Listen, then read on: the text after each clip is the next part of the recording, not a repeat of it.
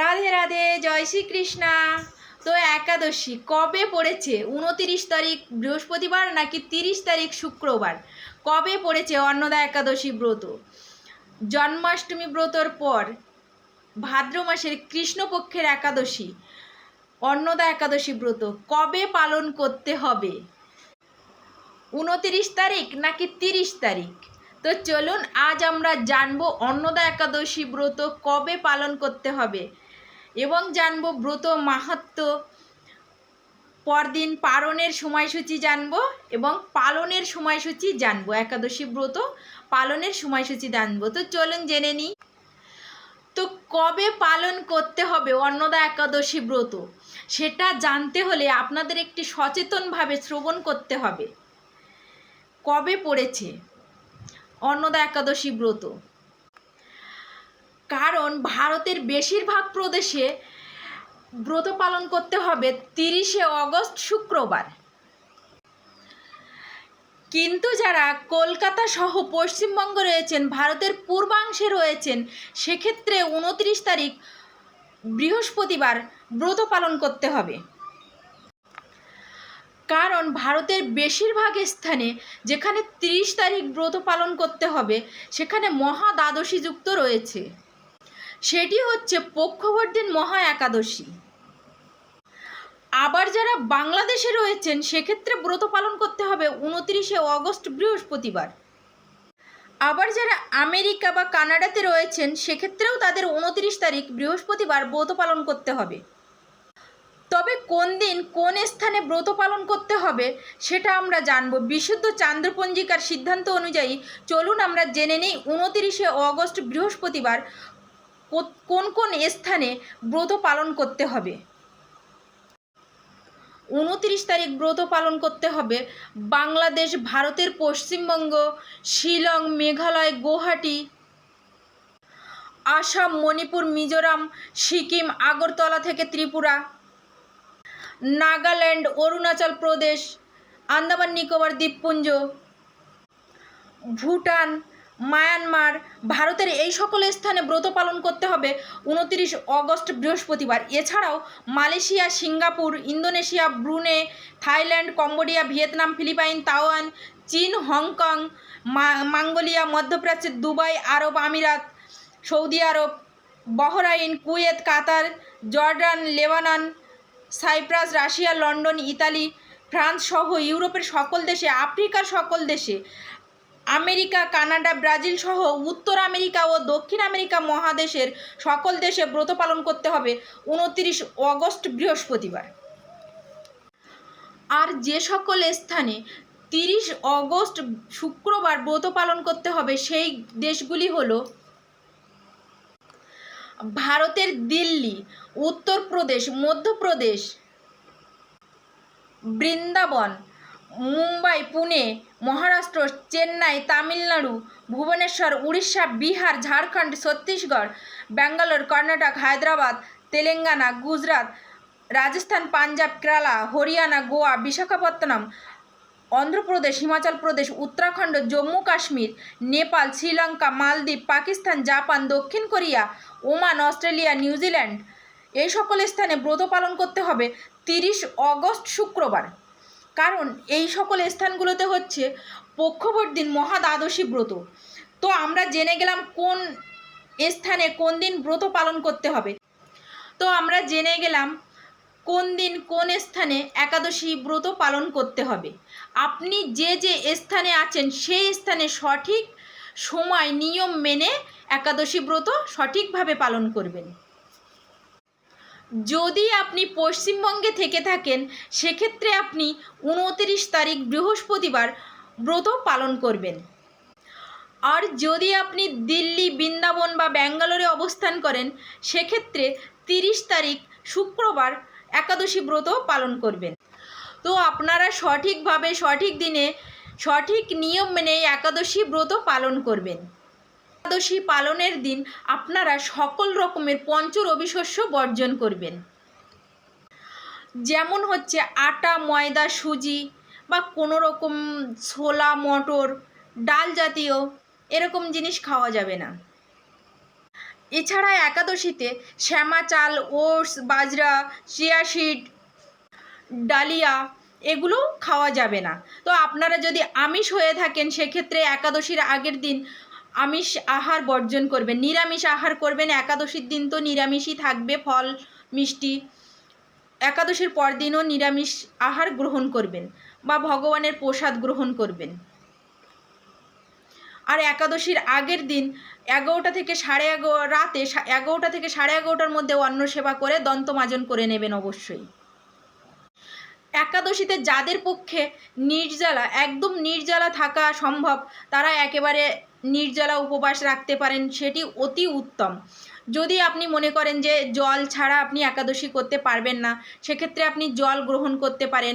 আবার জল ছাড়াও আপনি ফল, বিভিন্ন রকমের ফল গ্রহণ করতে পারেন, সেবা নিতে পারেন। তো আপনি একাদশীতে কি কি গ্রহণ করতে পারবেন? জল, দুধ, ফল, বিভিন্ন রকমের বাদাম, মিষ্টি আলু, আলু সেদ্ধ, আলুর তরকারি, আলু ভুনা, সাগুদানা ভুনা, সাগুদানা ফ্রাই বা সাগুদানার পায়েস বিভিন্ন রকম করে খেতে পারবেন। তবে একটা জিনিস খেয়াল রাখবেন, সেটি আপনাকে যে আলু কুমড়ো সবজি হোক বা যে কোনো সবজি আপনি খাবেন, সেগুলো আপনি বিশুদ্ধ ঘি, বাদাম তেল অথবা সূর্যমুখী তেলে রন্ধন করবেন। এবং একাদশীতে বেশি বেশি হরিনাম জপ করবেন। শ্রীমদ্ ভাগবত গীতা, শ্রীমদ্ ভাগবত যথাযথ গীতা বা ভগবানের কথা শ্রবণ করবেন বা পাঠ করবেন। আর নির্দিষ্ট একাদশী ব্রত মাহাত্ম্য পাঠ করবেন। যেমন এই ভাদ্র মাসের কৃষ্ণপক্ষে একাদশী অন্নদা একাদশী ব্রত, এই একাদশীতে অন্নদা একাদশী ব্রত মাহাত্ম্য অবশ্যই পাঠ বা শ্রবণ করবেন। ভগবানের মঙ্গল আরতি করবেন, ভগবানকে তুলসী পত্র নিবেদন করবেন, তুলসী সেবা করবেন, তুলসীকে জলদান করবেন। প্রত্যেকটা একাদশীতে তুলসীতে জলদান করা অতি আবশ্যক। এবং একাদশীর পর দিন পারণের সময় সঠিক টাইমটা দেখে, সঠিক সময় নির্বাচন করে আপনারা যে কোনো পঞ্চরবি শস্য গ্রহণ করে একাদশী পারণ সেরে নিতে পারেন। তো এইভাবে আপনারা প্রতিটি একাদশী ব্রত অতি সহজেই পালন করতে পারবেন। আমরা এবার অন্নদা একাদশী ব্রত মাহাত্ম্য কথা জানব। এই ভাদ্রবতী কৃষ্ণপক্ষিয়া অন্নদা একাদশীর মাহাত্ম্য ব্রহ্মবৈবর্ত পুরাণে বর্ণনা করা হয়েছে। মহারাজ যুধিষ্ঠির বললেন, হে কৃষ্ণ, ভাদ্র মাসের কৃষ্ণপক্ষের একাদশীর নাম কি, তা শুনতে আমি অত্যন্ত আগ্রহী। শ্রীকৃষ্ণ বললেন, হে রাজন, আমি সবিস্তারে এই একাদশীর কথা বর্ণনা করছি, আপনি একাগ্রচিত্তে শ্রবণ করুন। ভাদ্রের কৃষ্ণপক্ষী একাদশীকে বলা হয় অন্নদা। এই তিথি সর্বপাপ বিনাশিনী। যিনি শ্রীহরির অর্চনে এই ব্রত পালন করেন তিনি সর্বপাপ মুক্ত হন। এমনকি এই ব্রতের নাম শ্রবণেই রাশি রাশি পাপ বিদরিত হয়ে যায়। এই ব্রত প্রসঙ্গে একটি পৌরাণিক ইতিহাস রয়েছে। প্রাচীনকালে হরিশ্চন্দ্র নামে এক নিষ্ঠাপরায়ণ সত্যবাদী চক্রবর্তী রাজা ছিলেন। পূর্ব কর্মফল ও প্রতিজ্ঞার সত্যতা রক্ষায় তিনি রাজ্যভ্রষ্ট হন। অবস্থায় এমন হলো যে তিনি নিজের স্ত্রী, পুত্র এবং অবশেষে নিজেকেও পর্যন্ত বিক্রি করতে বাধ্য হলেন। হে রাজেন্দ্র, এই পুণ্যবান রাজা চণ্ডালের দাসত্ব স্বীকার করেও সত্য রক্ষার্থে দৃঢ় নিষ্ঠা প্রদর্শন করেছিলেন। তিনি শ্মশানে মৃত ব্যক্তির বস্ত্র পররূপে গ্রহণ করতেন। এইভাবে তার বহু বছর কেটে গেল। দুঃখ সাগরে নিমজ্জিত হয়ে কি করি, কোথায় যাই, কিভাবে এই দুর্দশা থেকে উদ্ধার পাই, এই চিন্তায় তিনি দিন রাত্রি বিভোর হলেন। এমন সময় দৈবক্রমে পরম দুঃখী গৌতম ঋষি রাজার কাছে এলেন। রাজা মুনিকে দর্শন করে ভক্তিভরে প্রণাম করলেন। করজোড়ে তার সামনে দাঁড়িয়ে একে একে নিজের সমস্ত কথা জানালেন। রাজার দুঃখের কথা শুনে মুনিবর বিস্ময়াপন্ন হলেন। অত্যন্ত ব্যথিত হয়ে তিনি বললেন, হে রাজন, ভাদ্র মাসে কৃষ্ণপক্ষের একাদশী অন্নদা নামে জগতে প্রসিদ্ধ। আপনি এই ব্রত পালন করুন।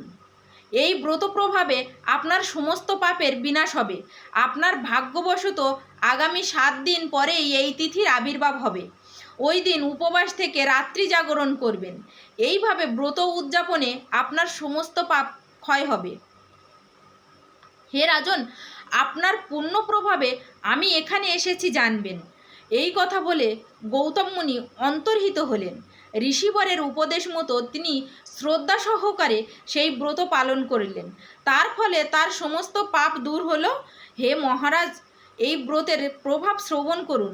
যথাবিধি এই ব্রত পালনে বহু বছরের দুঃখভোগের অবসান হয়। ব্রতের প্রভাবে রাজা হরিশ্চন্দ্রের সকল দুঃখ সমাপ্ত হলো। পুনরায় তিনি স্ত্রীকে ফিরে পেলেন এবং তার মৃত পুত্রও জীবিত হলো। আকাশ থেকে দেবগণ দুন্দুভিবাদ্য ও পুষ্পবর্ষণ করতে লাগলেন। নিষ্কণ্টক রাজ্যসুখ ভোগ করে অবশেষে আত্মীয় স্বজন ও নগরবাসী সহ স্বর্গে গমন করলেন। যে মানুষ নিষ্ঠা সহকারে এই ব্রত পালন করেন তিনি শ্রী হরিচরণে ভক্তি লাভ করে অবশেষে দিব্যধামে গমন করেন। এই ব্রতের মাহাত্ম্য পাঠ ও শ্রবণে অশ্বমেধ যজ্ঞের ফল লাভ হয়। তো এই ছিল অন্নদা একাদশীর ব্রত মাহাত্ম্য। এবার আমরা জানব অন্নদা একাদশী পালনের পরদিন পারণের সময়সূচি। 149টি স্থানে পরদিন পালনের সময়সূচি জানব।